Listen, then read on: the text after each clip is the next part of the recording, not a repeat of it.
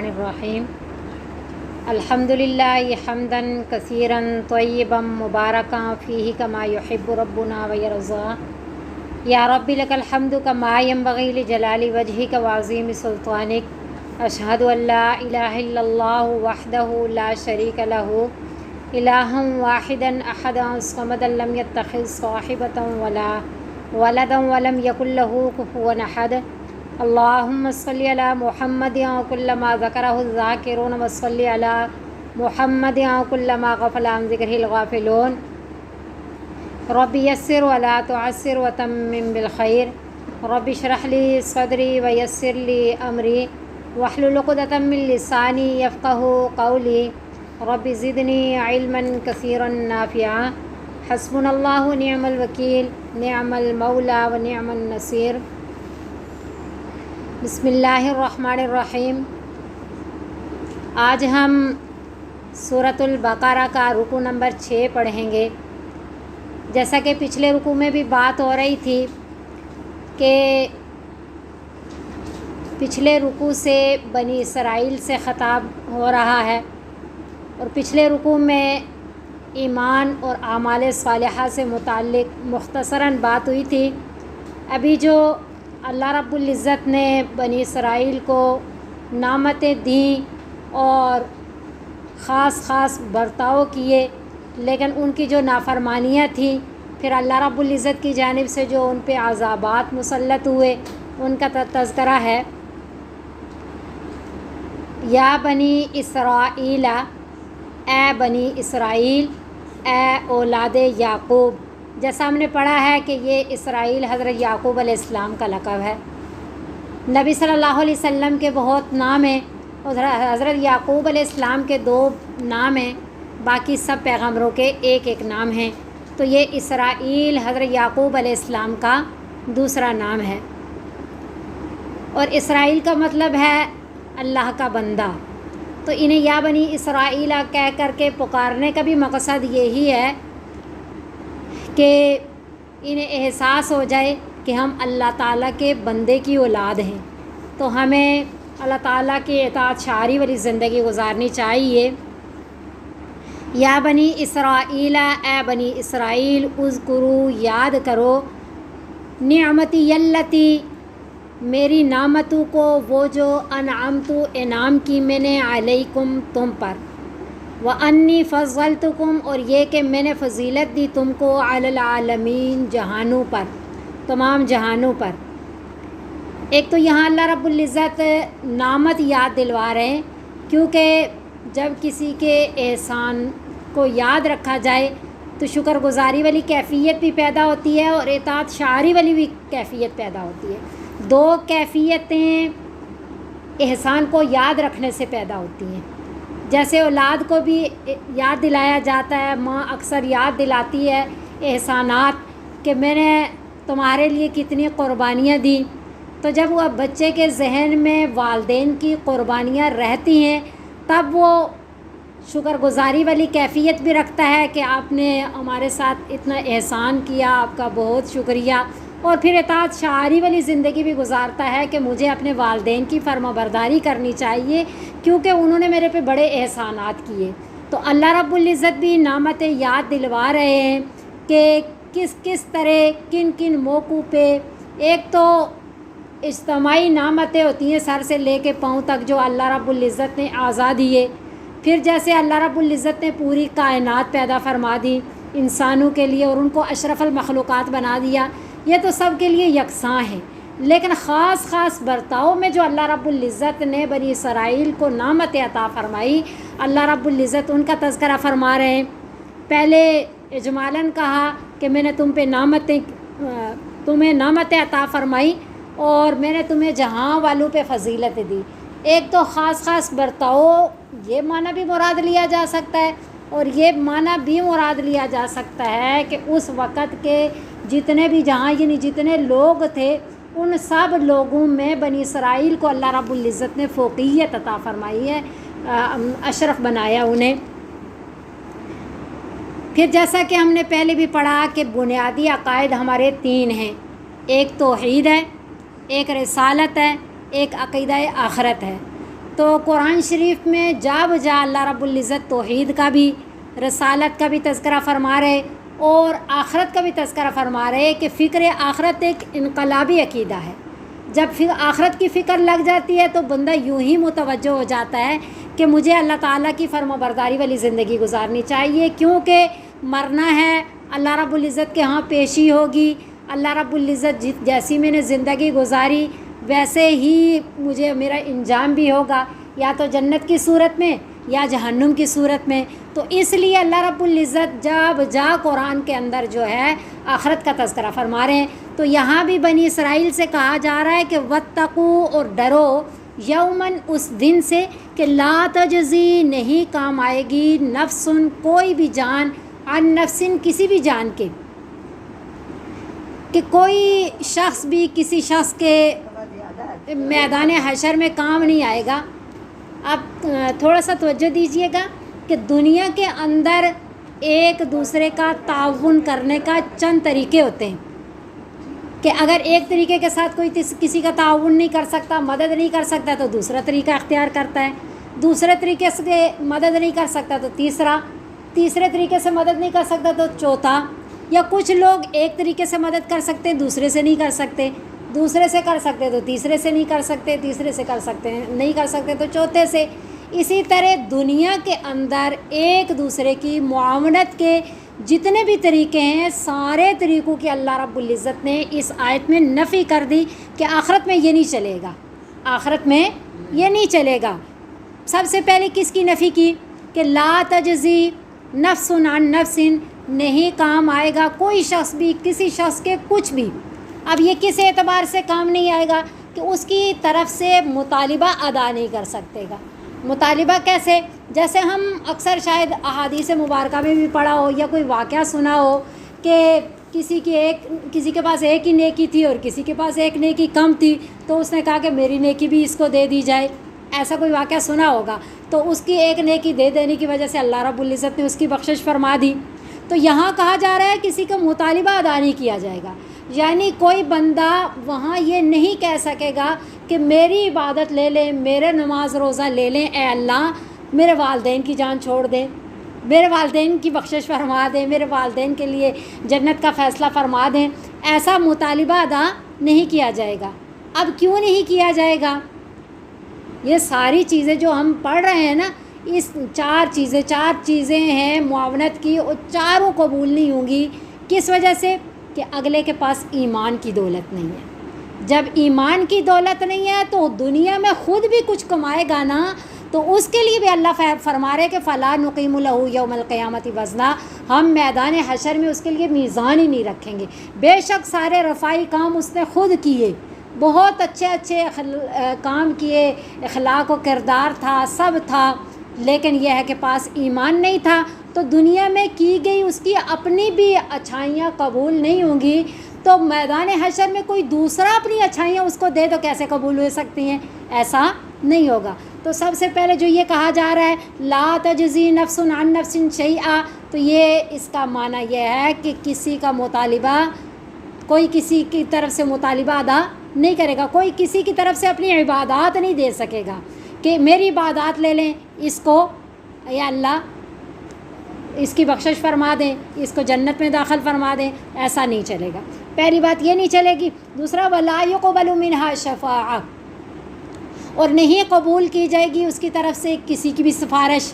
حالانکہ نبی صلی اللہ علیہ وسلم کی مبارک حدیث ہے کہ میری جو سفارش ہے، مفہوم ہے کہ میری جو سفارش ہے وہ میری امت کے گناہ گاروں کے لیے، کبیرہ گناہ گاروں کے لیے. یعنی نبی صلی اللہ علیہ وسلم کس کی سفارش فرمائیں گے؟ جو آپ صلی اللہ علیہ وسلم کی امت کے گناہ گار لوگ ہیں ان کے لیے. اور یہاں کہا جا رہا ہے کہ سفارش قبول نہیں ہوگی، تو پتہ چلا اس کی نہیں ہوگی جس کے پاس ایمان کی دولت نہیں ہے. یا تو اللہ رب العزت اجازت ہی نہیں دیں گے کہ ایسے بے ایمانوں کے لیے سفارش کی جائے، اور اگر اجازت ملے تو قبول نہیں کی جائے گی، کیونکہ سفارش اس کی قبول کی جائے گی چاہے وہ جتنا بھی گناہ گار ہو، اس کی جس کے پاس ایمان کی دولت ہے. اس لیے ایمان بہت بڑی طاقت ہے. پہلے بھی تذکرہ ہوا تھا کہ اگر سارے کفار ایک پلڑے میں رکھے جائیں اور ایک کمزور مومن ایک پلڑے میں رکھا جائے تو یہ پلڑا وزنی ہو جائے گا، کیونکہ اصل وزن کس کا ہے؟ ایمان کا ہے۔ ایک زیرو کے ساتھ ایک لگا تو 10، 2 زیرو لگی تو 100، 3 لگی تو 1000، لیکن کروڑ زیرو کے ساتھ اگر ایک نہیں ہے تو وہ زیرو پھر بھی زیرو ہے۔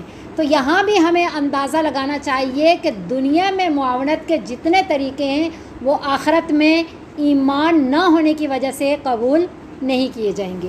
تو پہلی چیز، ہم کسی کو اعمال دے کر کے نہیں چھڑا سکتے۔ دوسری بات یہ ہے کہ ہم کسی کی سفارش نہیں کر سکتے۔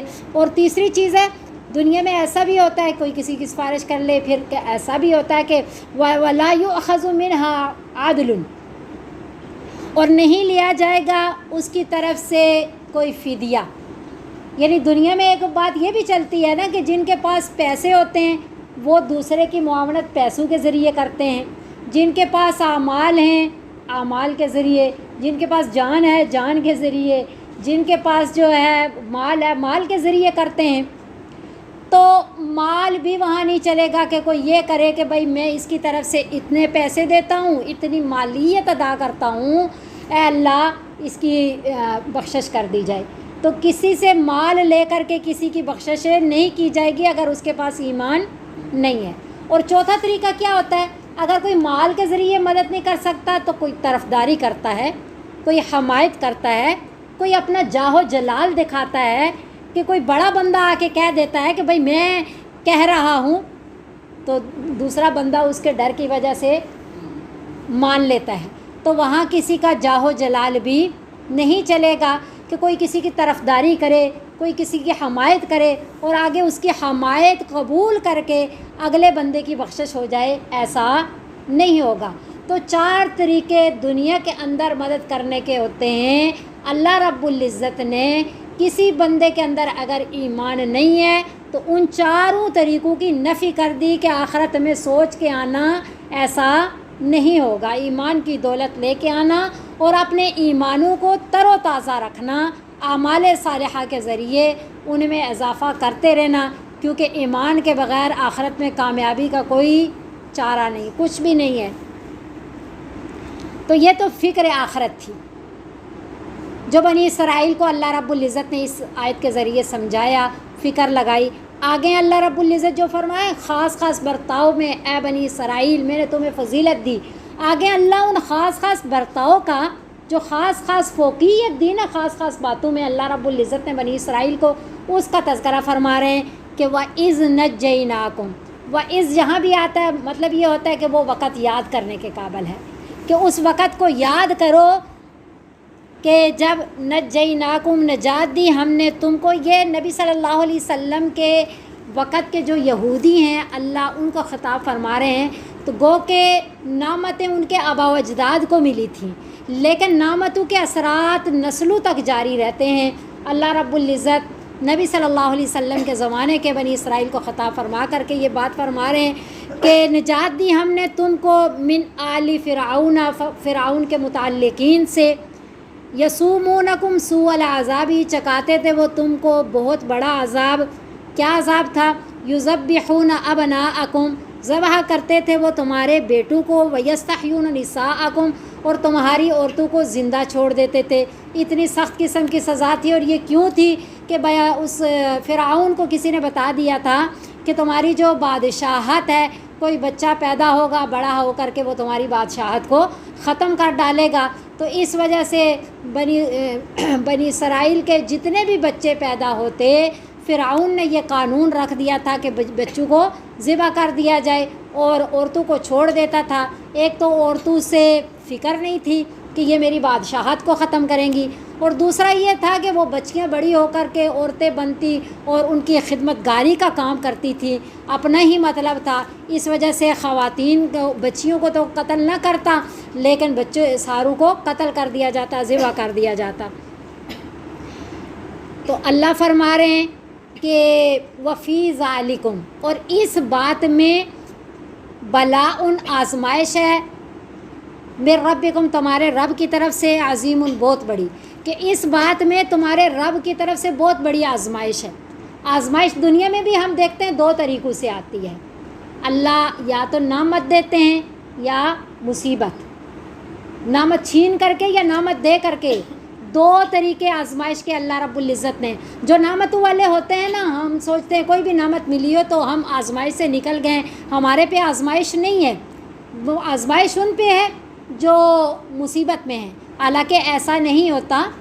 مصیبت سے بڑی آزمائش نعمت ہوتی ہے، نعمت زیادہ بڑی آزمائش ہے۔ مصیبت کی آزمائش کیا ہے کہ اگلا بندہ صبر کرتا ہے یا نہیں کرتا، اور نعمت کی آزمائش کیا ہوتی ہے کہ اگلا شکر کرتا ہے یا نہیں کرتا۔ تو اس آیت میں اللہ نے دونوں تذکرے کیے۔ پہلے فرمایا وَإِذْ نَجَّيْنَاكُمْ، وہ وقت یاد کرنے کے قابل ہے کہ جب ہم نے تم کو نجات دی، تو نجات کیا ہو گئی؟ نعمت ہو گئی۔ اور مصیبت کیا تھی؟ یذبحون ابناءکم ویستحیون نساءکم، اللہ نے نعمت کا بھی تذکرہ کیا، مصیبت کا بھی تذکرہ کیا۔ تو آزمائش کیا ہے کہ اس نعمت پہ کہ ہم نے تمہیں نجات دے دی، شکر ادا کرو گے یا نہیں، اور یہ مصیبت جو تھی اس پہ صبر کرو گے یا نہیں۔ تو دونوں آزمائشیں ہو سکتی ہیں، دونوں کا اللہ نے تذکرہ فرما دیا۔ پھر فرمایا وَإِذْ فَرَقْنَا، وہ وقت بھی یاد کرنے کے قابل ہے کہ کیسے اللہ نعمتوں کا تذکرہ فرما رہے ہیں کہ فرقنا، پھاڑ دیا ہم نے، بکم البحر، تمہارے لیے دریا کو، دریائے شور کو 2 ٹکڑے کر دیا، فانجیناکم، پس نجات دی ہم نے تم کو، وہاں بھی ہم نے تمہیں کیا کیا؟ اس مصیبت سے بھی نجات دلائی۔ اور یعنی کہ یہ اس وقت کا واقعہ ہے کہ جب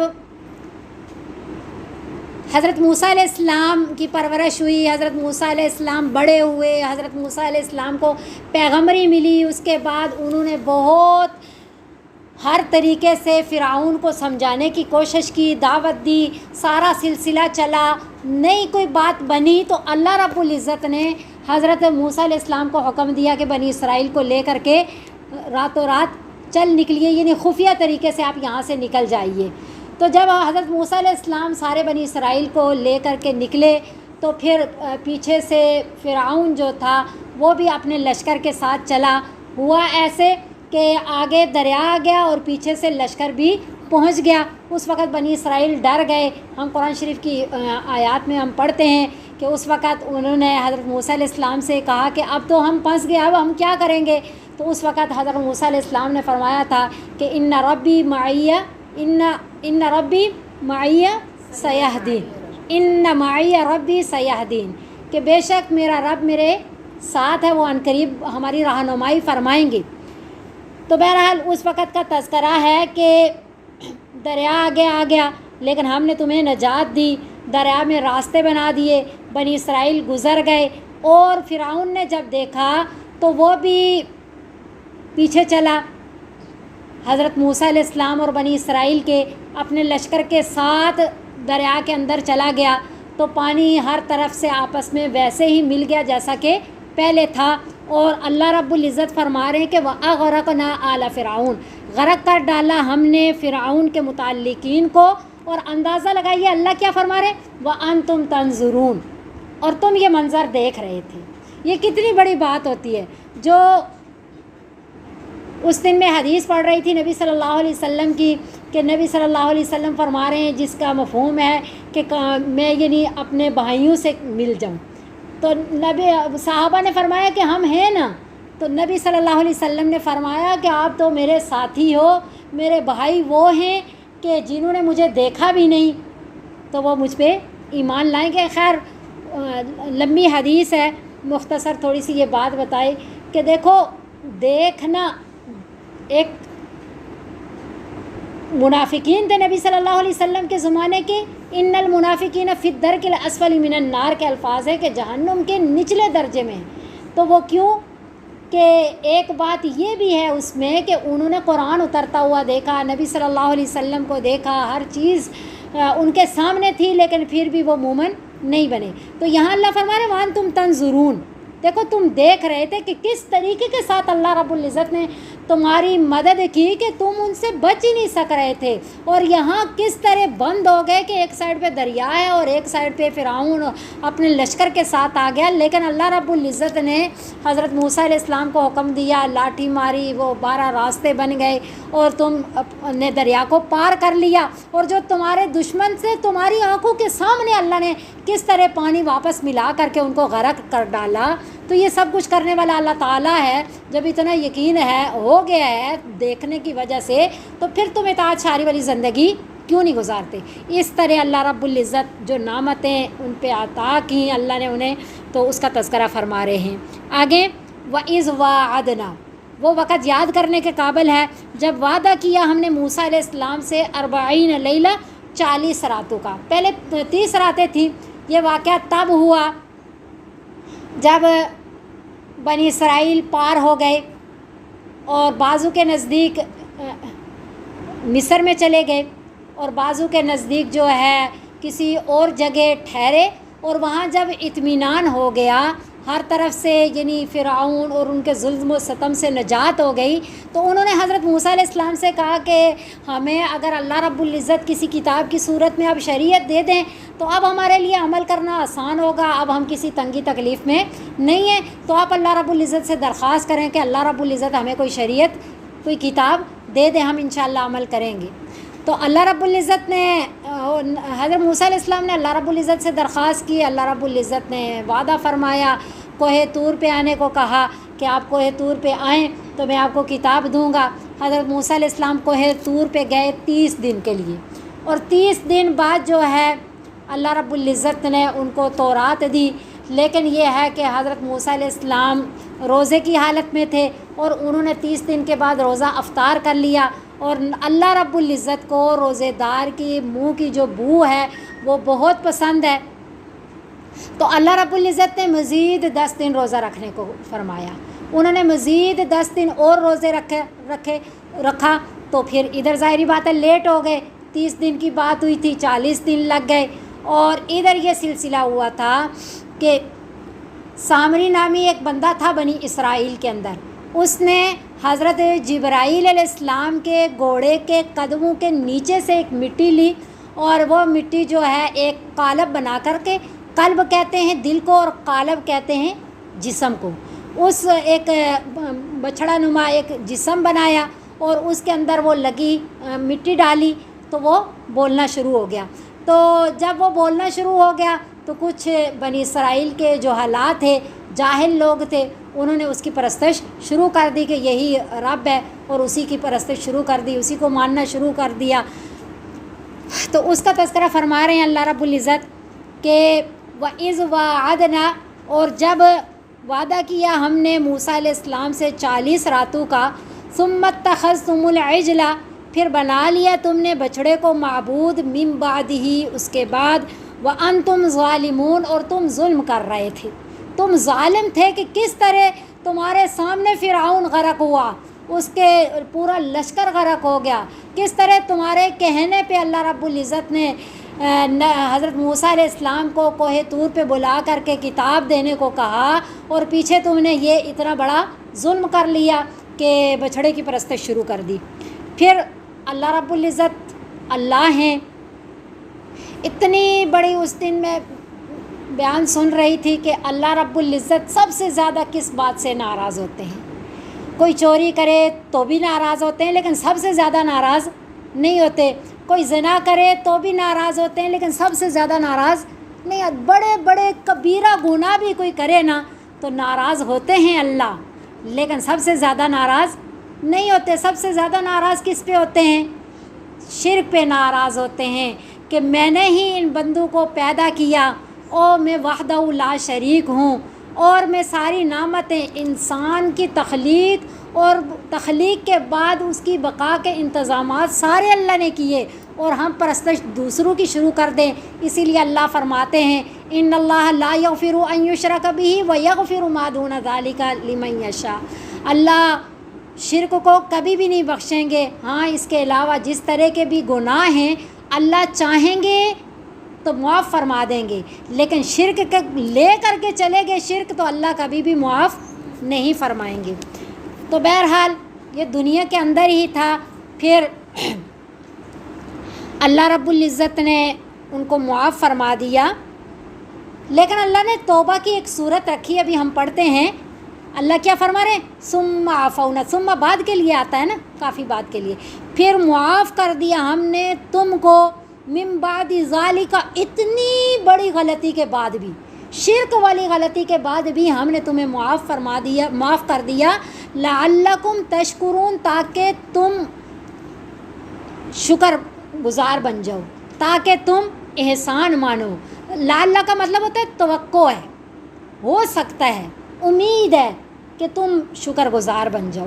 اب یہاں یہ ہے کہ اللہ کو توقع, اللہ کو کیا شک, نعوذ باللہ, ایسا نہیں ہو سکتا. لیکن قرآن اللہ نے ایسے الفاظ میں نازل فرمایا نا کہ جیسا سامنے والا دیکھ کر کے, یہ نہیں کہ اللہ کو شک ہوا, سامنے والا بندہ دیکھ کر کے کہ اتنا بڑا درگزر اللہ نے فرما دیا, تو ہو سکتا ہے کہ ان کے اندر اب تو کم از کم احساس کی والی بات آ جائے. اب تو اللہ تعالیٰ کا شکر ادا کرنا شروع ہو جائیں کہ اتنی بڑی غلطی اللہ نے ہمیں معاف فرما دی. اچھا, وَإِذْ آتَيْنَا, چھوٹا تو نہیں, وَإِذْ آتَيْنَا, اور وہ وقت یاد کرنے کے قابل ہے جب دی ہم نے موسیٰ علیہ السلام کو کتاب, والفرقان, اور فرقان. اب فرقان کیا ہے؟ بعض مفسرین فرماتے ہیں کہ احکام شریعہ کو فرقان کہا, کہ احکام شریعہ کے ذریعے ہی حق و باطل کی تمیز. فرقان کیا کہتے ہیں؟ فیصلہ کن چیز, جس سے حق و باطل کے درمیان فیصلہ ہو جائے, اس کو فرقان کہتے ہیں. فرقان کا مطلب ہوتا ہے جدا کرنا حق اور باطل کو. تو احکام شریعہ کو بھی فرقان کہا جا سکتا ہے. جو حضرت موسیٰ علیہ السلام کو اللہ رب العزت نے معجزے عطا فرمائے اتنے زیادہ, ان کو بھی فرقان کہا جا سکتا ہے. اور تورات کتاب کو بھی فرقان کہا جا سکتا ہے کہ وہ کتاب ہی اللہ رب العزت نے حضرت موسیٰ علیہ السلام کو ایسی عطا فرمائی جو فرقان تھی, جو فیصلہ کن تھی. تو الگ معجزوں کو بھی کہا جا سکتا ہے. تو بہرحال اللہ رب العزت نے موسیٰ علیہ السلام کو تورات کتاب بھی دی اور فرقان یعنی معجزے بھی عطا فرمائے. لعلکم تہتدون, تاکہ تم ہدایت پہ آ جاؤ, ہدایت والی راہ اختیار کر لو. وَإِذْ قَالَ, اور جب کہا موسیٰ علیہ السلام سے لِقَوْمِهِ, ان کی قوم نے نہیں, جب کہا موسیٰ علیہ السلام نے اپنی قوم سے, جب کہا موسیٰ علیہ السلام نے اپنی قوم سے, یا قومی, اے قوم, انکم ظلمتم, بے شک تم نے بہت بڑا ظلم کیا ہے, انفسکم, اپنے آپ پہ, اپنی جانوں پہ بہت ظلم کیا ہے, باتخاذکم العجلہ, بچڑے کو معبود بنا کر کے تم نے ظلم کیا ہے. تو اب کیا کرو, فتوبوا الی بارئکم, پس تم توبہ کرو اپنے خالق کے سامنے. بارئکم, پیدا کرنے والے یعنی خالق کے سامنے تم اب توبہ کرو. اور توبہ کا طریقہ کیا ہے؟ دیکھیں امت محمدیہ کی شان کہ توبہ حدیث مبارکہ میں آتا ہے الندم توبہ, کہ دل کے اندر ندامت بھی پیدا ہو گئی, وہ بھی توبہ ہے. سجدے میں پڑھ کے ایک آنسو, یعنی اگر یہ جو پلکوں کے بال ہیں ایک بال بھی بھیگا ہو گیا اور اندر ندامت بھی شامل ہے, احساس ہے, تو اللہ رب العزت معاف فرما دیتے ہیں. پوری زندگی کے بڑے بڑے گناہ اللہ معاف فرما دیتے ہیں. اور بنی اسرائیل کے لیے, ہاں شریعت محمدیہ میں بھی کچھ گناہ ایسے ہیں کہ جو یوں ہی معاف نہیں ہوتے, جیسے قتل عمد ہے, قتل بدلے قتل ہے, کہ قتل عمد اگر کسی نے جان بوجھ کر کے قتل کیا تو اس کے بدلے میں قتل کرنا شرعی لحاظ سے یہ توبہ ہے. شرعی لحاظ سے معافی کب ملے گی؟ اس کے بدل میں قتل ہوگا. تو اسی طرح ثبوت رجم بالشہادہ, کہ ثبوت زنا بالشہادہ, زنا کا ثبوت ہو گیا, ثابت ہو گئی زنا شہادت کے ساتھ, گواہی کے ساتھ, تو اس کے لیے کیا ہے؟ رجم ہے, سنسار کر دیں. تو یہ شرعی کچھ سزائیں ہیں جو توبہ بے شک کرتے رہیں معافی نہیں ملتی جب تک یہ سزائیں جاری نہ ہوں. تو یہ ہے کہ ان کے لیے بھی ایسا اللہ رب العزت نے رکھا کہ معافی کیسے ملے گی؟ فَقْتُلُوا أَنفُسَكُمْ, قتل کرو اپنے آپ کو. اپنے آپ کو کیا مطلب؟ ایک دوسرے کو قتل کرو, یعنی جنہوں نے بت پرستی نہیں کی وہ ان کو قتل کریں, جنہوں نے بت پرستی نہیں بچھڑے کی پرستش کی ہے. تو یہ معافی مل جائے گی۔ اب معافی کی کیا بات ہے، انہیں معافی ملی یا نہیں ملی، ایسا ہوا یا نہیں؟ تو یعنی کہ اگر جنہوں نے بچھڑے کی پرستش نہیں کی، وہ ان لوگوں کو جنہوں نے بچھڑے کی پرستش کی ہے انہیں قتل کر ڈالیں تو ذالکم خیر لکم، یہ بات بہتر ہے تمہارے لیے، کیونکہ آخرت کی سزا سے بچ جاؤ گے۔ دنیا میں انسان کی جان بھی چلی جائے نا، وہ دنیا ہے، دنیا میں سب کچھ چلا جائے لیکن آخرت کی بچت ہو جائے تو یہ بہت اچھا سودا ہے، اس لیے کہ دنیا کی زندگی چند روزہ ہے اور آخرت کی کامیابی بھی دائمی ہے، اور ناکامی بھی اگر بے ایمان چلے گئے تو دائمی ہے، اور اگر ایمان کی دولت کے ساتھ گناہوں کا پلڑا وزنی ہے تو جب تک اتنی سزا نہیں کاٹیں گے جہنم سے نکالا نہیں جائے گا۔ تو بہرحال یہ بہتر ہے تمہارے لیے، تمہارے پیدا کرنے والے کے نزدیک، فتاب علیکم، پس اس نے توبہ قبول کر لی تمہاری، یعنی اللہ نے رجوع کر دیا تم پہ، انہو یعنی اللہ نے معاف کر دیا تمہیں، بے شک وہ هو التواب الرحیم، وہ بہت توبہ قبول کرنے والا، رحم کرنے والا ہے، یعنی آخرت میں وہ جو ہے وہ کیا ہو گئے، انہیں آخرت میں عنایت و رحمت ان پہ ہو جائے گی۔ وَإِذْ قُلْتُمْ یا موسیٰ، اور جب کہا تم نے اے موسیٰ، لن نؤمن لک، ہرگز نہیں، یعنی ضدی قوم ہے نا، آج تک سب دیکھ رہے ہیں یہودی کس قوم کا نام ہے، انتہائی ضدی قوم ہے کہ اتنے واقعات دیکھ بھی رہے ہیں، اللہ تعالیٰ کے عذاب کو بھی دیکھ رہے ہیں، اللہ تعالیٰ کی نعمتوں کو بھی دیکھ رہے ہیں، لیکن اپنی ضدیں نہیں چھوڑ رہے۔ اب نئی ضد ہے کہ وَإِذْ قُلْتُمْ، اور جب کہا ہم نے یا موسیٰ، جب کہا تم نے اے موسیٰ، لن نؤمن لک، ہرگز نہیں یقین کریں گے ہم تم پہ۔ موسیٰ علیہ السلام کو کیا کہنے لگے کہ ہم تم پہ کبھی بھی یقین نہیں کریں گے، حتی نر اللہ، یہاں تک کہ دیکھ لیں ہم اللہ تعالیٰ کو جہرتاً سامنے۔ کہا بالکل ہم اللہ تعالیٰ کو سامنے دیکھیں گے تب ہم یقین کریں گے کہ یہ تورات کتاب جو آپ کو اللہ نے ہی دی ہے، ورنہ ہمیں یقین نہیں آئے گا کہ آپ تورات کتاب کہاں سے لے کے آ گئے۔ تو پھر اللہ رب العزت سے حضرت موسیٰ علیہ السلام نے درخواست کی، اللہ رب العزت نے جو ہے وہ کوہ طور پہ آنے کو کہا، تو اپنی قوم میں سے 70 بندوں کا انتخاب کیا، ان کو منتخب کیا کہ آپ چلو کوہ طور پہ، تو اللہ تعالیٰ کی آواز بھی سن لو۔ تو اللہ رب العزت کی جب وہاں جا کر کے آواز سنی تو پھر ان کے تو اور وہ ہو گئے باتیں کہ ہمیں کیا معلوم کہ یہ کس کی آواز ہے، ہمیں کیسے پتہ چلا گا کہ یہ اللہ ہی کی آواز ہے، تو ہم اللہ تعالیٰ کو سامنے دیکھیں گے تبھی یقین کریں گے۔ تو دنیا کے اندر انسان یا کسی کے اندر بھی یہ قوت اللہ نے رکھی ہی نہیں ہے کہ دنیا کے اندر وہ اللہ تعالیٰ کا دیدار کر سکے، اللہ تعالیٰ کو دیکھ سکے سامنے، تو اس لیے اللہ رب العزت نے ان پہ بجلی نازل فرما دی، ان پہ بجلی آ پڑی، تو وہ سارے کے سارے جو ہے وہ 70 کے 70 کیا ہو گئے، مر گئے۔ تو جب مر گئے تو پھر آیت پڑھ لیتے ہیں، فَأَخَذَتْكُمُ الصَّاعِقَةُ، بس پکڑ لیا تم کو بجلی نے، وَأَنْتُمْ تَنظُرُونَ، اور تم دیکھ رہے تھے بجلی آتی ہوئی، اللہ کا عذاب آتا ہوا، اپنی آنکھوں سے دیکھ رہے ہو کہ ہم نے ٹھیک نہیں کیا جو یہ کہہ رہے ہیں کہ اللہ تعالیٰ کو ہم سامنے دیکھنا چاہتے ہیں اور تورات کتاب کو سچا نہیں جان رہے، حضرت موسیٰ علیہ السلام پہ یقین نہیں کر رہے، تو آپ دیکھ رہے ہو کہ اللہ تعالیٰ کس طرح بجلی تم پہ نازل کر رہے ہیں، بجلی کو آتے ہوئے بھی تم دیکھ رہے ہو۔ پھر بھی اس کے بعد حضرت موسیٰ علیہ السلام نے دعا کی کہ اے اللہ، یہ لوگ تو پہلے ہی مجھ سے بدگماں ہیں، اور اگر کہ پھر یہ سوچیں گے کہ پتہ نہیں 70 بندوں کو لے کے جا کر کے کس حربے سے کس طرح مروا دیا، تو یہ مجھ پہ تہمت لگائیں گے، تو اے اللہ آپ مجھے اس تہمت سے بری کر دیں۔ تو پھر اللہ رب العزت نے ان کی دعا کو قبول کر کے تو پھر ان کو دوبارہ زندہ کر دیا۔ تو ثم بعثناکم، کیسے احسانات تھے اللہ رب العزت کے ان پہ، اور کس طرح نوازشات بھی تھیں، اور کس طرح ان کی ضدیں ختم نہیں ہوئی، تو پھر اللہ تعالیٰ کی طرف سے عذاب بھی ان پہ آتے۔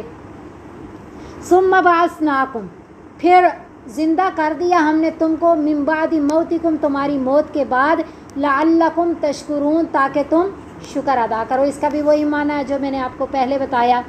وَظَلَّلْنَا، اور سایہ کر دیا ہم نے، علیکم الغمامہ، تم پہ بادلوں کا، وَأَنزَلْنَا اور نازل کیا ہم نے عَلَيْكُمُ الْمَنَّ وَالسَّلْوَىٰ تم پر من اور سلوہ.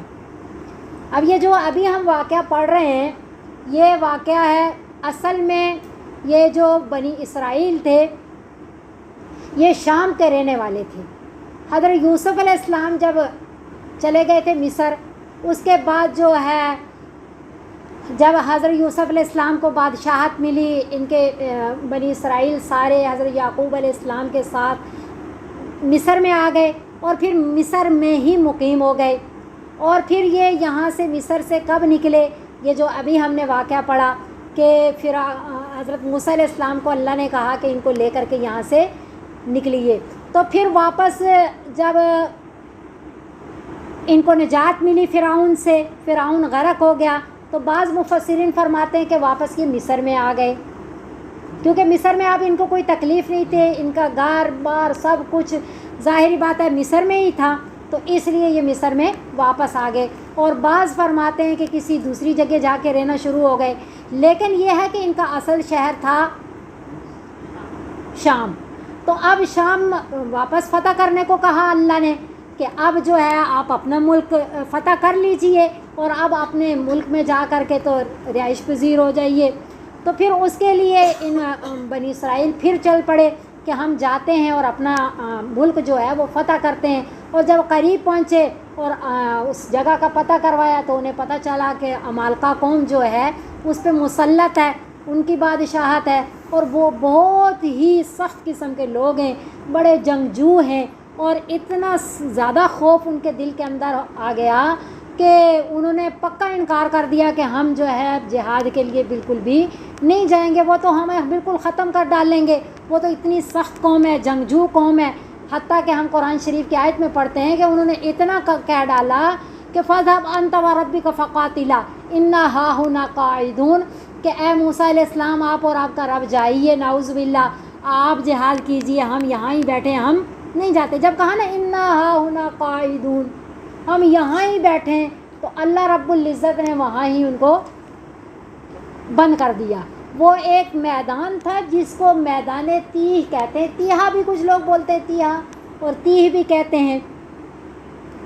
تو اس میدان، وہ بہت بڑا میدان نہیں تھا، وہ مصر اور شام کے درمیان کا علاقہ ہے، اور وہ تقریباً 40 جو ہے نا میل، 40 میل جو ہے اتنی جگہ تھی. اور وہاں پہ اللہ رب العزت نے، وہ ایسا میدان تھا جس میں نہ کوئی درخت ہے نہ ٹیلا ہے، کچھ بھی نہیں، سیدھا میدان تھا. اللہ رب العزت نے ان کو وہاں بند کر دیا، اور وہ پھر اپنی طرف سے مصر کو چلتے، شام تک چلتے رہتے، کسی منزل میں اترتے کہ اب باقی سفر صبح کو کریں گے، تو صبح کو پھر واپس وہاں ہی ہوتے. یعنی یہ 40 سال، 40 وہ نہیں 10 میل، یہ میں سوچ رہی تھی کہ جگہ کتنی تھی، 10 میل، اور وہ ٹھہرے کتنا رہے، 40 سال، اور حیران و پریشان سرگرداں وہاں پھرتے رہے. کیونکہ تیہا اس وادی کا نام اسی لیے ہے کہ تیہا کا مطلب ہے سرگردان و پریشان پھرنا. تو وہ وہاں 40 سال رہے. اب 40 سال میں زندگی گزارنے کے لیے ڈھیروں چیزوں کی ضرورت ہوتی ہے، اور وہاں کچھ بھی نہیں تھا، لیکن ہر چیز اللہ رب العزت نے اس میدان کے اندر انہیں بطور اعجاز عطا فرمائی، ایک معجزانہ انداز میں حضرت موسیٰ علیہ السلام کی دعاؤں سے عطا فرمائی. حضرت موسیٰ علیہ السلام دعا کرتے اور معجزے کے طور پہ اللہ رب العزت انہیں وہ چیز عنایت فرما دیتے. جیسا انہوں نے بھوک کا کہا تو اللہ رب العزت نے من و سلوا دے دیا. اب من کسے کہتے ہیں؟ من ترنجبین ایک چیز ہے جو شیریں ہوتی ہے، جو درختوں کے اوپر ہوتی ہے، تو وہ اللہ رب العزت نے ان کو عطا فرمائی. اور ساتھ ہی وہ بٹیرے، من سلوا کہتے وہ بٹیر تھے، اور خزانہ غیب سے ملے. خزانہ غیب سے کیسے کہ وہ ترنجبین بھی جو تھی وہ بھی بہت زیادہ تھی، اور بٹیرے جو ہے وہ بھی بہت زیادہ تعداد میں، اور پھر آگے پیچھے ان کے پھرتے. یہ نہیں ایک ہوتا ہے جیسا ہم بھی مرغی کو ذبح کرنے کے لیے پکڑتے ہیں تو کتنا اس کے پیچھے بھاگنا پڑتا ہے، اس کو بند کرنا پڑتا ہے، لیکن وہ بھاگتے نہیں تھے، وہ ادھر ہی کھڑے رہتے، جب بھی وہ چاہتے وہ ان کو کھانے پینے کے لیے کھانے کے لیے ذبح کر لیتے. تو پھر انہیں منع کیا گیا تھا کہ آپ لوگوں نے اس کو جمع نہیں کرنا، ذخیرہ نہیں کرنا، کیونکہ مشکل ہے ہی نہیں، اتنی زیادہ ہے، بٹیروں کی تعداد بھی اتنی زیادہ ہے، کسی قسم کی تنگی تکلیف ہے نہیں. تو ان کے اندر یہ چیز تھی، انہوں نے پھر بھی جمع کرنا شروع ہو گئے، اور جو جتنا جمع کرتے وہ گلتا سڑتا رہتا. تو اس کے بارے میں بھی آیت میں اللہ رب العزت نے تذکرہ فرمایا. بہرحال ہم پڑھ رہے ہیں کہ جب انہوں نے پانی کا کہا تو اللہ رب العزت نے حضرت موسیٰ علیہ السلام سے پتھر پہ لاٹھی مارنے کو کہا. انہوں نے لاٹھی ماری. دیکھیں اللہ کی شان کہ پہلی بات ہے پتھر سے پانی نکل رہا ہے. خیر پتھر سے اللہ کیا، یعنی کہ نیچے زمین بھی ہے، ظاہری بات ہے اس سے پانی نکل رہا ہے، خالص پتھر سے بھی نکل سکتا ہے، اللہ سب کر سکتے ہیں. پتھر کے درمیان میں کیڑے کو خوراک بھی اللہ رب العزت پہنچا سکتے ہیں. اللہ تعالیٰ کے لیے کچھ بھی محال، کچھ بھی مشکل نہیں ہے. بہرحال دیکھیں کہ ان کے 12 خاندان تھے. حضرت یعقوب علیہ السلام کے 12 بیٹے تھے. ان 12 کی جو نسل چلی وہ 12 خاندان بنے، اور ان کے تمام جو انتظامی امور تھے وہ خاندانوں کے حساب سے ہوتے تھے، کیونکہ نظم و ضبط رہتا ہے. تو ان کے اپنے اپنے سردار تھے، افسر تھے، اسی حساب سے وہ اپنے اپنے جو خاندان کا سارا وہ انتظام کرتے تھے، نظام چلاتے تھے. تو 12 چشمے بھی پھوٹ پڑے. جب دریا شور میں مارا گیا نا لاٹھی کو، تب بھی راستے بنے تو کتنے بنے؟ 12 راستے بنے. تو وہ ان 12 راستوں سے 12 خاندان گزر کر کے انہوں نے دریا پار کیا. بہرحال یہ ساری کیا تھا؟ معجزانہ ایک وہ تھا، اللہ رب العزت انہیں عطا فرما رہے تھے. پھر یہ تھا کہ روشنی نہیں ہے تو عمودی شکل میں، عمود ستون کو کہتے ہیں نا، عمودی شکل میں اللہ رب العزت نے اس میدان کے درمیان میں ان کے لیے روشنی پیدا فرما دی، جو پورے میدان میں اس کی روشنی. اسی طرح سائے کا گلہ کیا، شکایت کی، تو حضرت موسیٰ علیہ السلام کی درخواست سے، دعا سے اللہ رب العزت نے ایک سفید رقیق ابر پیدا کر دیا، یہ سایہ کہ ان پہ دھوپ بھی نہیں پڑتی تھی. پھر یہ ہے کہ کپڑوں کا مسئلہ تھا. اب کپڑے جو ہے جوں سب کے قد بڑے ہو رہے اور کپڑے میلے بھی ہو رہے ہیں، تو پھر اللہ رب العزت نے ان کے لیے یہ انتظام فرما دیا کہ کپڑے ان کے قد کے ساتھ بڑھ رہے تھے. کپڑے جو بچے تھے ظاہری بات ہے وہ بڑے ہوتے، جوں ان کے قد بڑھتے تو کپڑے بھی بڑے ہوتے. اور پھر یہ بھی انتظام ہوا کہ ان کے کپڑے میلے بھی نہیں ہوتے تھے. بہرحال یہ سارے انتظامات اللہ رب العزت نے، دیکھیں سزا کے اندر بھی اللہ رب العزت نعمتوں سے نواز رہے ہیں.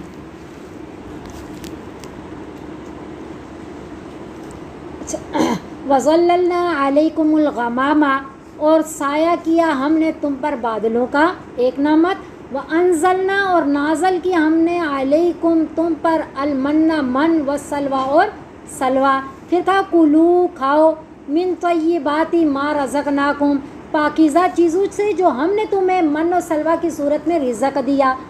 وما ظلمونا، اللہ فرما رہے ہیں کہ یہ جو بار بار نافرمانیاں کرتے ہیں نا، ان نافرمانیوں کے ذریعے انہوں نے ہم پہ کوئی ظلم نہیں کیا، ہمیں کسی قسم کا نقصان نہیں پہنچایا اور نہ پہنچا سکتے ہیں. ولیکن کانوا انفسہم یظلمون، لیکن تھے وہ اپنی جانوں پہ خود ہی، اپنی ہی جانوں پہ ظلم کرتے. کہ کس طرح جمع کرنا شروع کر دیا تو گلنا سڑنا بھی شروع ہو گیا، تو اپنا ہی نقصان کیا. وَإِذْ قُلْنَا ادْخُلُوا، اور جب ہم نے کہا کہ داخل ہو جاؤ، هَذِهِ الْقَرْيَةَ، اس بستی میں، فَكُلُوا، پس کھاؤ. اب دیکھیں یہ جو آیت ہم پڑھ رہے ہیں نا، وَإِذْ قُلْنَا ادْخُلُوا، اور جب ہم نے کہا داخل ہو جاؤ اس بستی میں، تو اگلی بستی وہ اسی حدود میں داخل تھی. بعض مفسرین فرماتے ہیں کہ وہ جو میدان تھا نا اسی کے قریب ہی، اسی سے متعلق ہی ایک بستی تھی، اس بستی میں جانے کو کہا. اور بعض فرماتے ہیں کسی دوسری بستی میں گئے.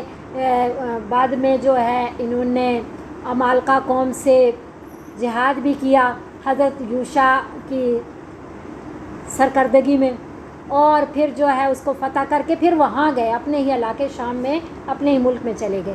بہرحال مفسرین فرماتے ہیں کہ قریب ہی کسی بستی میں گئے. اور یہ کب گئے؟ جب انہوں نے حضرت موسیٰ علیہ السلام سے کہا تھا کہ ہم من و سلوہ نہیں کھا سکتے، ہمیں کھیتی باڑی کرنے دی جائے. اور وہاں جو چیزیں تیار ہوتی ہیں جو زمین پیدا کرتی ہے ہم وہ چیزیں کھانا چاہتے ہیں۔ تو اس کا تذکرہ اگلی آیت میں ہے، جو وہ درخواست کر رہے ہیں، جو وہ کہہ رہے ہیں کہ ہم نے یہ نہیں کھانا، ہم نے وہ کھانا ہے، لیکن بستی میں داخل ہونے کا تذکرہ پہلے آ گیا۔ آیت دونوں آیات کے اندر کیا ہے؟ تقدم و تأخر۔ تقدم یعنی جس آیت کو بعد میں آنا چاہیے تھا وہ پہلے آئی، اور جس کو پہلے آنا چاہیے تھا، کیونکہ بستی میں تب داخل ہونے کو کہا نا جب وہ شکایت کر چکے، تو شکایت والی آیت اگلی ہے اور بستی میں داخل ہونے والی پہلی ہے۔ اب اس کی بات سمجھیں کہ قرآن جو ہے وہ قصے کہانیوں کی کتاب نہیں ہے، اور مقصود اصل مقصد جو ہے وہ قصہ بیان کرنا نہیں ہے، بلکہ آپ نے دیکھا ہوگا قرآن شریف میں کوئی قصہ بھی سوائے حضرت یوسف علیہ السلام کے قصے کے، اس میں بھی ڈھیروں حکمتیں تھیں جو پورا قصہ بیان کیا گیا۔ بہرحال موسیٰ علیہ السلام کا پورے قرآن میں ذکر پھیلا ہوا ہے، ایک جگہ پورا قصہ نہیں بیان کیا گیا، کیونکہ قرآن قصوں کی کتاب نہیں ہے اور اصل مقصد قصے بیان کرنا نہیں ہے، بلکہ جہاں جتنے قصے کے ٹکڑے کی ضرورت ہوتی اس ضرورت کے تحت اتنی ہی بات بیان کی جاتی، اور پھر اس کا جو نتیجہ ہوتا اس نتیجے کو دیکھا جاتا ہے کہ یہاں کس بات کی ضرورت ہے۔ اب جس بات کی ضرورت پہلے تھی اللہ نے اس کو پہلے بیان فرما دیا، جس کی ضرورت بعد میں ہے اللہ رب العزت نے اس کو بعد میں بیان فرمایا۔ بہرحال وَإِذْ قُلْنَا، اور جب کہا ہم نے داخل ہو جاؤ اس بستی میں، فَكُلُوا، پس کھاؤ، مِنْهَا، اس سے، حَيْثُ شِئْتُمْ، جہاں سے چاہو تم، رغدن، بافراغت، جی بھر کر کے، جیسے حضرت آدم علیہ السلام کے قصے میں بھی ہم نے پڑھا کہ جہاں سے چاہو جتنا چاہو، وَادْخُلُوا الْبَابَ، لیکن قولی بھی اور فعلی بھی ادب بتا دیے، دو ادب بتائے، ایک قولی ادب اور ایک فعلی ادب۔ قولی ادب کیا ہے؟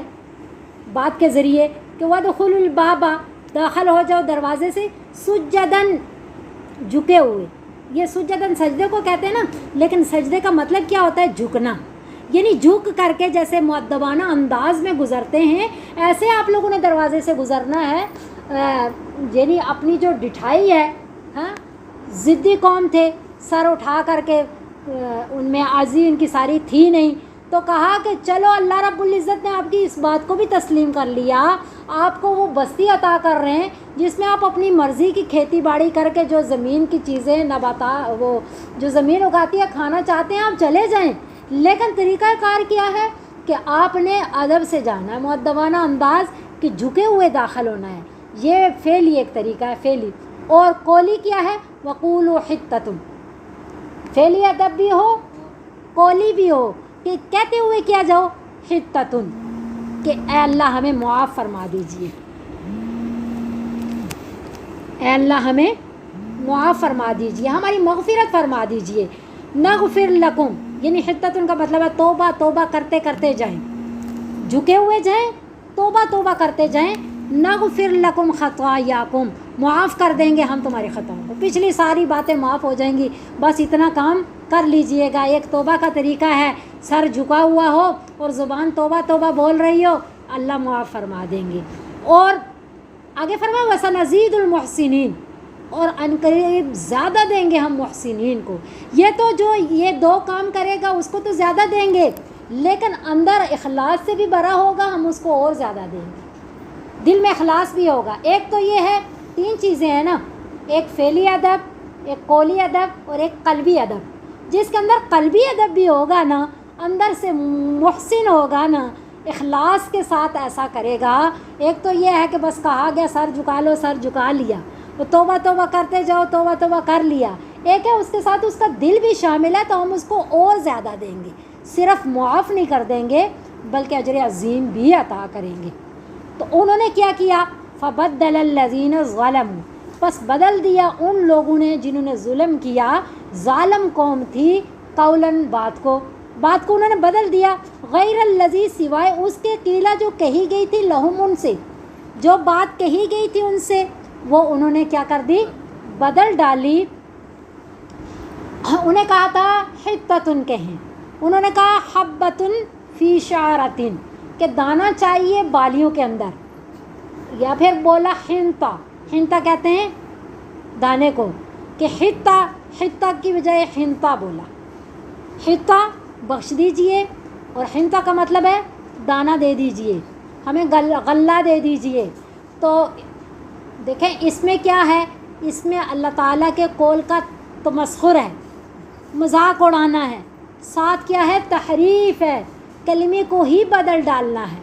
اب اس کے بارے میں آپ تھوڑی سی تفصیل سے بات سمجھیے گا کہ دیکھیں یہاں انہوں نے کیا کیا، حتۃ کی بجائے حنطہ بولا، معاف کر دیجئے کی بجائے غلہ دے دیجئے بولا، لفظ بھی تبدیل، معنی بھی تبدیل، اور تبدیلی کا انداز کیا، تمسخر، مذاق اڑانا، اور تحریف بھی ہوئی، تمسخر بھی ہوا، جو کہ بالاتفاق کیا ہے، حرام ہے۔ اب سوال یہ پیدا ہوتا ہے کہ دیکھو الفاظ مقصود ہیں جہاں الفاظ، تو وہاں پہ الفاظ کو بدلنا جائز نہیں ہے۔ جیسے پورا قرآن شریف ہے، اصل مقصود قرآن شریف ہے نا، الفاظ ہے قرآن کے، معنی اور الفاظ دونوں کے مجموعے کو قرآن کہتے ہیں۔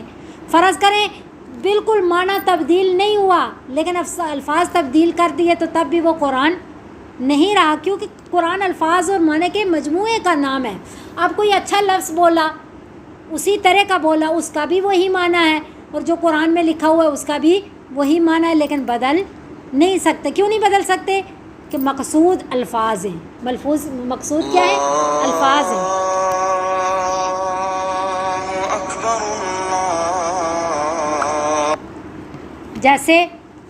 جیسے ہم قرآن شریف کے سارے الفاظ، اس کے علاوہ اذان کوئی اور الفاظ میں دی جائے تو کیا صحیح ہوگی؟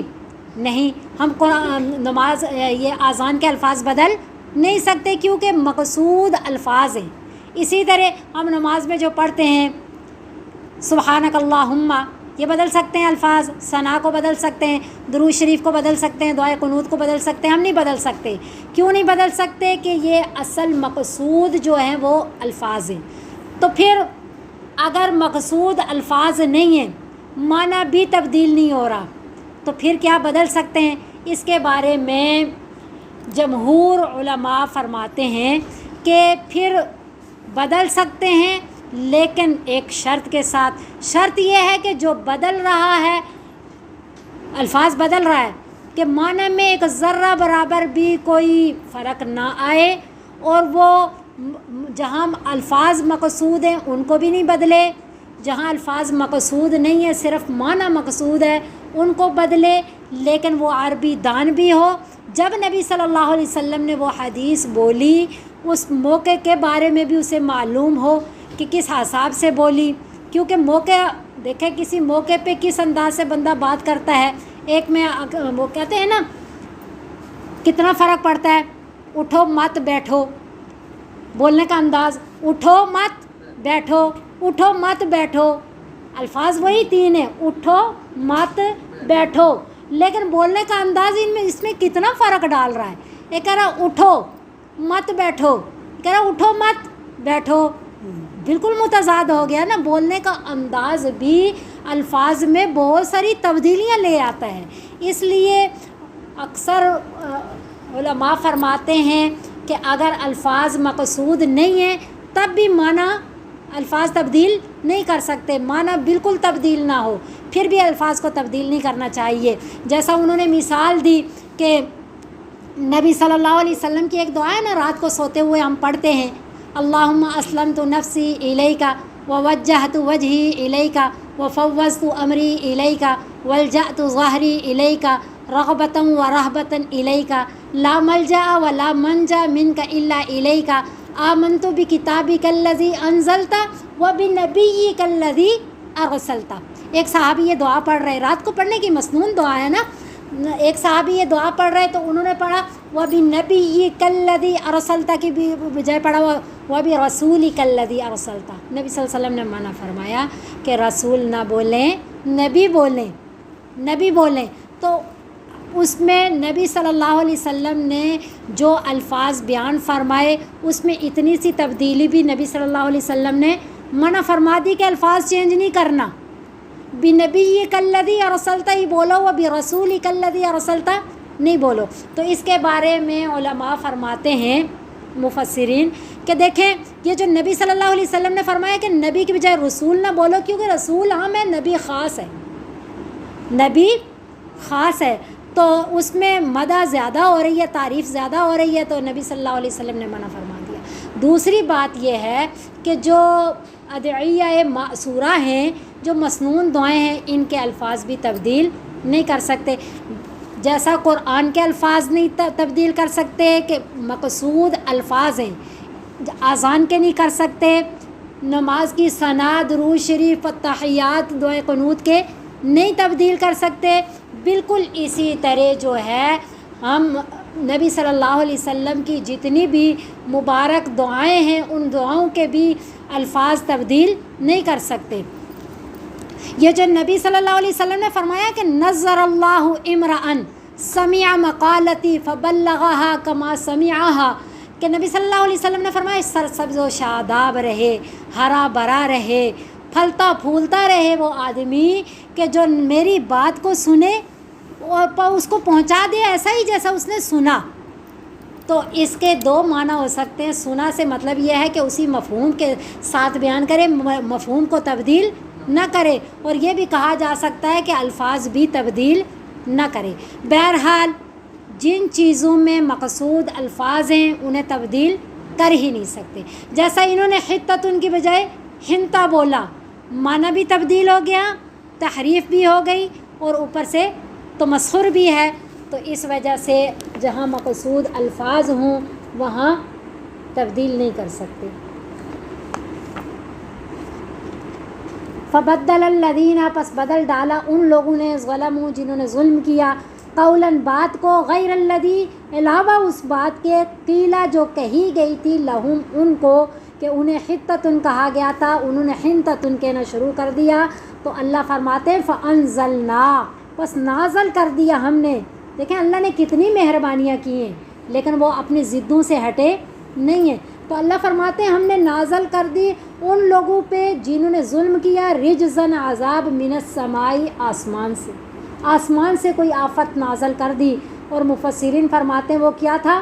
طاعون کی بیماری تھی. طاعون کی بیماری ان لوگوں کے لیے جنہوں نے یہ نافرمانی کی مصیبت بن گئی، اور ان لوگوں کے لیے جو اس بات میں شامل نہیں تھے وہ رحمت بن گئی. کیونکہ طاعون کی بیماری میں جو فوت ہو جائے شہادت کی بشارت ہے نا، تو ان کے لیے کیا بنی؟ مصیبت. اور ان کے لیے کیا بنی؟ رحمت بنی. اور 70,000 کے قریب جو ہے لوگ کیا ہو گئے؟ اس میں مر گئے. بیما، اس وجہ سے کانوں تھے وہ یفسقون، نافرمانیاں کرتے، انتہائی نافرمان قوم تھی. اتنے احسانات کے بدلے میں بھی انہوں نے شکر ادا نہیں کیا، اطاعت شاری والی زندگی نہیں اختیار کی. اتنے معجزے دیکھ کر کے بھی اللہ وحدہ لا شریک پہ وہ یقین نہیں رکھا. وقت کے پیغمبر کی بھی بے ادبیاں کرتے کہ اے موسیٰ، ہم اپنے پیغمبر صلی اللہ علیہ وسلم کا کس ادب سے نام لیتے ہیں، لیکن وہ بڑی بے ادب قوم تھی، نافرمان اور ضدی قوم تھی. آگے پڑھیں گے بس ایک اور پڑھ لیں.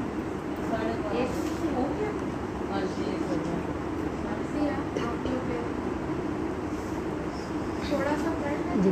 وَإِذِ اسْتَسْقَىٰ، اور جب پانی مانگا موسیٰ علیہ السلام نے، لِقَوْمِهِ، یہ وہی تذکرہ چل رہا ہے وادی تی کا، کہ جب موسیٰ علیہ السلام نے اپنی قوم کے لیے پانی مانگا، فَقُلْنَا، ہم نے کہا، اضرب،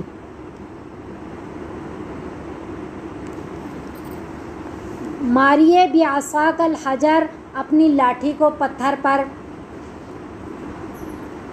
یعنی جب موسیٰ علیہ السلام نے کو قوم نے شکایت کی کہ پانی کا انتظام نہیں ہے، حضرت موسیٰ علیہ السلام نے اللہ رب العزت سے درخواست کی، پانی مانگا اپنی قوم کے لیے، تو اللہ رب العزت نے فرمایا کہ اپنی لاٹھی کو پتھر پہ ماریے. یہ بھی معجزہ ہے. فَانْفَجَرَتْ مِنْهُ اثْنَتَا عَشْرَةَ عَيْنًا، پس پھوٹ پڑے اس سے 12 چشمے، قد علما تحقیق جان لیا، کل اناسن ہر انسان نے، مشربہم اپنے گھاٹ کو، جتنے بھی خاندان تھے نا اپنے اپنے پینے کی جگہ کو انہوں نے جان لیا، پتہ چل گیا کہ یہ فلاں کے پینے کی جگہ ہے، یہ فلاں کے پینے کی جگہ ہے۔ کلو کھاؤ، اللہ نے کہا کھاؤ، جو من و سلوہ عطا کیا وہ کھاؤ، ابھی من و سلوہ ہی کی بات ہو رہی ہے۔ واشربو اور پیو، من رزق اللہ اللہ رب العزت کے رزق سے، ولا تعصوا اور نہ فساد کرو، زیادتی کرو، فی الارض زمین میں، مفسدین فساد کرتے ہوئے، نہ حد سے تجاوز کرو زمین میں فساد کرتے ہوئے، کہ اتنی نافرمانیاں، اتنی گستاخیاں، اتنی بے ادبیاں اور اتنی ضدیں مت کرو، اس سے زمین میں کیا ہوتا ہے؟ فتنہ و فساد برپا ہوتا ہے۔ آپ کھاؤ پیو، کھانا پینا مانا نہیں ہے، جس چیز کی ضرورت ہے وہ ہر ضرورت اللہ تعالیٰ نے آپ کی سزا کے اندر بھی پوری کی ہے۔ وَإِذْ قُلْتُمْ اور جب ہم نے کہا، جب کہا تم نے، یا موسیٰ اے موسیٰ، لن نصبرا، یہ آیت اب بعد میں آ رہی ہے، ٹھیک ہے، یہ پہلے ہے جیسا میں نے پہلے بھی آپ کو بتایا، لن نصبرا ہرگز نہیں صبر کر سکتے ہم، علی طعام واحد ایک ہی قسم کے کھانے پہ، کہ ہم من و سلوہ ہی کھاتے رہیں۔ کتنا اللہ رب العزت نے وہ ایک قسم کے غائبانہ خزانہ عطا فرمایا، کھانا عطا فرمایا، لیکن ناقدری قوم تھی، تو کہا فادع لنا ربک، بس دعا کیجئے لنا ہمارے لیے اپنے رب سے، یہ بھی ان کی ایک گستاخی تھی۔ یخرج لنا نکالے ہمارے لیے، مما اس چیز سے، تم بھی تو جو اگاتی ہے، الارض زمین، کیا اگاتی ہے؟ من بقلیہا، اس کی ترکاریاں ہوئیں، یعنی وہ ساگ ہو جائے، وقصائہا اور اس کے ککڑی ہو جائے، وفومیہا اور اس کی گیہوں سے یعنی گندم، وعدسیہا اور اس کے مسور اور اس کا پیاز، یعنی مثلا یہ ہو جائے، یہ ہو جائے، یہ ہو جائے، چیزیں گن کے بتائی کہ ایسا ایسا ہم چاہ رہے ہیں، یہ والا کھانا ہمیں مل جائے۔ حضرت موسیٰ علیہ السلام بڑے دکھی ہوئے، کہنے لگے اتستبدلون الذی، کیا بدلنا چاہتے ہو تم، الذی اس چیز کے بدلے، ہوا ادنا اس چیز کو، ہوا ادنا وہ جو ادنا ہے، بالذی اس چیز کے بدلے، ہوا خیر وہ جو اعلیٰ ہے، بہتر ہے، یعنی ادنی حقیر چیزیں لینا چاہ رہے ہو اتنی اعلیٰ چیزوں کے بدلے میں کہ اللہ رب العزت نے عطا فرمائی ہیں، وہ بھی اللہ ہی عطا فرماتا ہے، لیکن یہ کیا تھی؟ خزانہ غیب سے آئی ہوئی تھی۔ تو کہا کہ اچھا ایسا ہے، وہ یہی کچھ چاہتے ہو تو یہ بھی تو اترو، پھر جاؤ مصرن شہر میں، یہاں مصرن سے مراد مصر نہیں ہے، کوئی سا بھی شہر، کیونکہ شہر کو بھی کیا کہتے ہیں؟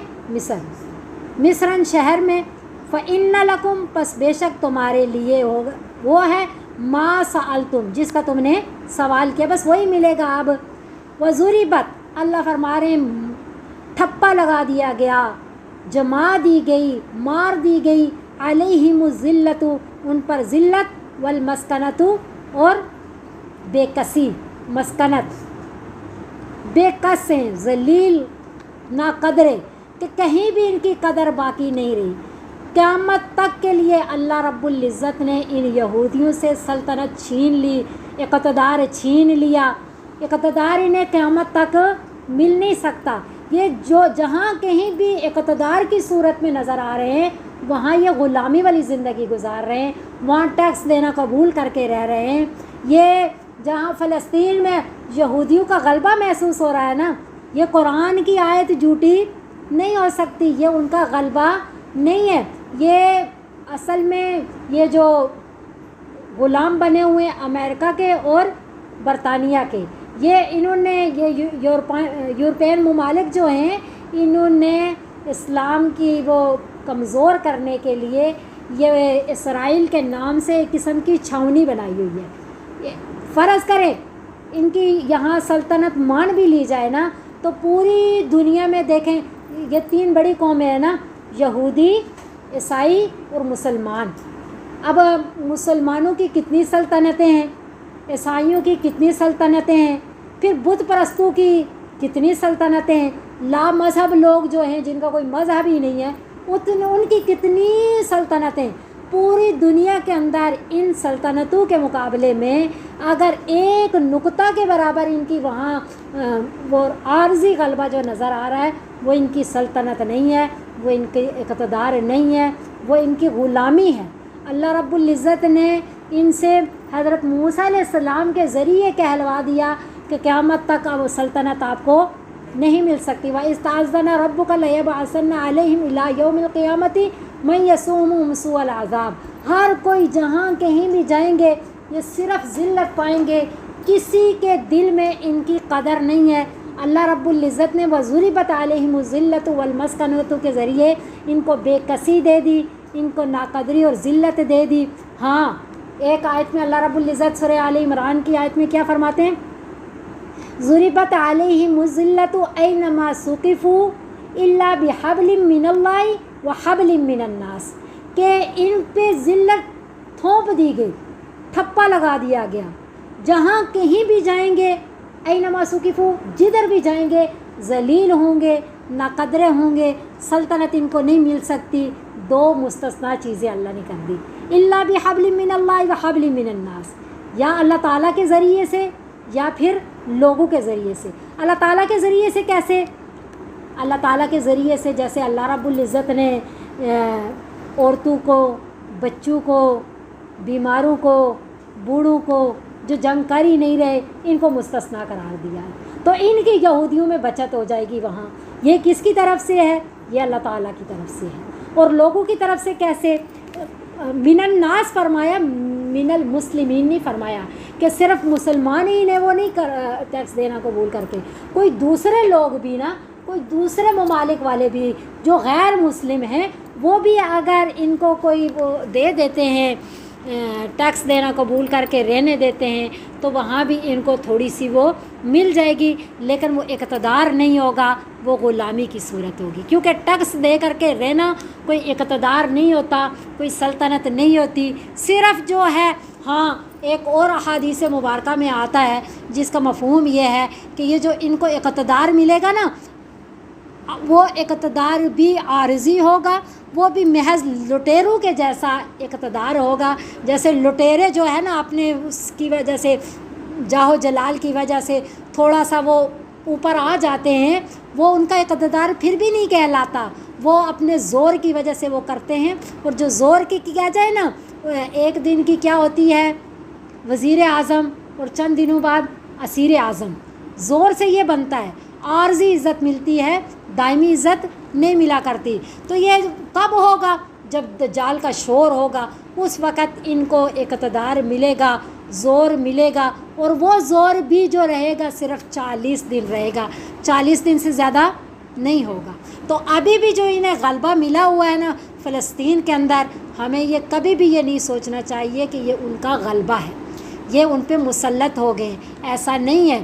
اللہ رب العزت نے ان کو اتنا مضبوط ایمان عطا فرمایا فلسطینیوں کو کہ کس طرح وہ کیسے نعرے بلند کر رہے ہیں، اپنے بچوں کی لاشیں آگے رکھ کر کے، کٹے ہوئے جسم رکھ کر کے، اپنے والدین کو رکھ کر کے، ڈھیروں کی پورے خاندانوں کی لاشیں سامنے ہیں، لیکن ان کی زبانیں، ان کے دل شکوے نہیں کر رہے، بلکہ ان کی زبانیں، ان کے دل اللہ رب العزت کا شکر ادا کر رہے ہیں، اور مضبوط سے مضبوط تر ہوتے جا رہے ہیں۔ اور ہمیں بھی ان کے لیے یہی دعا کرنی چاہیے کہ اتنی قربانیاں کاٹ رہے ہیں تو اللہ رب العزت ان کو استقامت دے، ان کے ایمانوں کو اللہ اور مضبوط فرمائے، جو اپنی جانیں ہتھیلیوں پہ لیے اور اتنے جو ہے مضبوطی سے گنی چنی تعداد میں ان کا اتنے مہینوں سے مقابلہ کر رہے ہیں، اللہ خصوصی معاونت فرمائے، یہ اللہ کی مدد ہی ہے، ورنہ یہ چند جو مجاہدین ہیں انہوں نے تو تھوڑے دنوں میں ختم ہو جانا تھا۔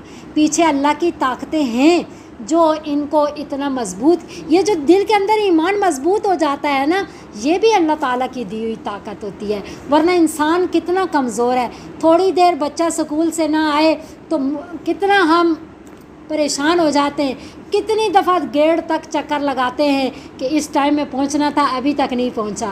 ہم اتنی سی تکلیف بھی اپنے بچوں کی برداشت نہیں کر پا رہے ہوتے، جو اتنی لاشیں آگے رکھ کر کے پھر بھی بھوک، پیاس، ہر طرح کی تکلیفیں کاٹ رہے ہیں، رہنے سہنے کے لیے جگہ نہیں ہے، کھانے پینے کے لیے کھانا نہیں ہے، علاج معالجے کے لیے ادویات انتظامات نہیں ہیں، لیکن مضبوط سے مضبوط تر ہوتے چلے جا رہے ہیں۔ اللہ ان کی شہادتوں کو قبول فرمائے۔ اللہ رب العزت جو زندہ ہیں ان کے کھانے پینے رہنے سہنے اور علاج معالجے کے لیے بہترین انتظامات فرما دیں۔ اللہ ہمارے حامی و ناصر ہوں۔ وآخر دعوانا ان الحمد للہ رب العالمین۔ یہ آیت مکمل کر لیتے ہیں، تھوڑی سی آیت رہتی ہے وَضُرِبَتْ عَلَيْهِمُ الذِّلَّةُ وَالْمَسْكَنَةُ، کہ ٹھپا لگا دی گئی، جما دی گئی، ڈال دی گئی، مار دی گئی ان پر ذلت اور بے کسی۔ وَبَاءُوا بِغَضَبٍ مِّنَ اللَّهِ، اور وہ مستحق ہوئے اللہ تعالیٰ کے غضب کے، کہ اللہ رب العزت کی سخت ان لوگوں پہ ناراضگی ہے۔ جس سے اللہ ناراض ہو وہ کبھی بھی کامیاب نہیں ہو سکتا۔ ہم ان آیات میں کس طرح پڑھ رہے ہیں کہ اللہ نے کتنے معجزانہ انداز میں ان کو جو ہے ہر چیز عطا کی، ضرورت کی۔ اللہ رب العزت نے کتنا ان کو فوقیت عطا فرمائی، ان کو ایک شان دی، اور نبی کی اولاد، 12 خاندان، اور یہ اتنی ضدی قوم، پتہ چلا کہ نبی کی اولاد بھی جب اللہ کی نافرمان بنتی ہے تو وہ عزتیں نہیں پا سکتی۔ اللہ رب العزت اس کے لیے ہمیشہ ذلت مقدر فرما دیتے ہیں، ہمیشہ اس کو بے کسی عطا فرما دیتے ہیں۔ تو اللہ اپنی ناراضگی بیان فرما رہے ہیں کہ وہ مستحق ہوئے اللہ تعالیٰ کی ناراضگی کے۔ اللہ فرما رہے ہیں کیوں ایسا ہوا؟ ذالک بانہم، یہ اس وجہ سے کہ یہ اتنی متکبر اور ضدی قوم ہے کہ انہوں نے تو نبیوں کو بھی نہیں چھوڑا، انہوں نے تو اللہ تعالیٰ کی آیات اور کتاب کو بھی نہ چھوڑا۔ کانو یکفرون، تھے وہ انکار کرتے، بھی آیات اللہ، اللہ تعالیٰ کی آیات کا، اللہ تعالیٰ کی آیات کو کتاب کے اندر انہوں نے تحریف کر ڈالی۔ وَيَقْتُلُونَ النَّبِيِّينَ، اور قتل کرتے تھے وہ انبیاء کو بغیر حق۔ غیر حق کا کیا مطلب ہے؟ ناحق قتل کرتے تھے کہ ان کے ہاں بھی یہ ناحق ہے، خود بھی ان کے دلوں میں، ان کی کتابوں میں یہ بات موجود ہے کہ یہ حق نہیں ہے انبیاء کو قتل کرنا، پھر بھی وہ ایسا کرتے۔ ذالکا، اور یہ اس وجہ سے بھی ذلیل و خوار ہیں کہ بما عصوا، جو انہوں نے نافرمانیاں کی، اور صرف نافرمانیاں نہیں کی، ہم اتنی آیات میں پڑھتے آ رہے ہیں وَقَانُوا يَعْتَدُونَ، وہ حد سے زیادہ نافرمانی میں تجاوز کرتے، حدیں کراس کر ڈالی انہوں نے، کوئی حد بھی باقی انہوں نے نہیں چھوڑی۔ جتنا ان سے ضد ہو سکی، جتنی ان سے نافرمانیاں ہو سکی، جتنا تحریف ہو سکی، جتنا احکامات توڑ سکے، جتنا انبیاء کو ستا سکے، قتل کر سکے، جو کچھ ان سے ہو سکا وہ انہوں نے کیا۔ وَقَانُوا يَعْتَدُونَ، یہ حد سے تجاوز کرنے والی قوم تھی۔ وآخر دعوانا ان الحمد للہ۔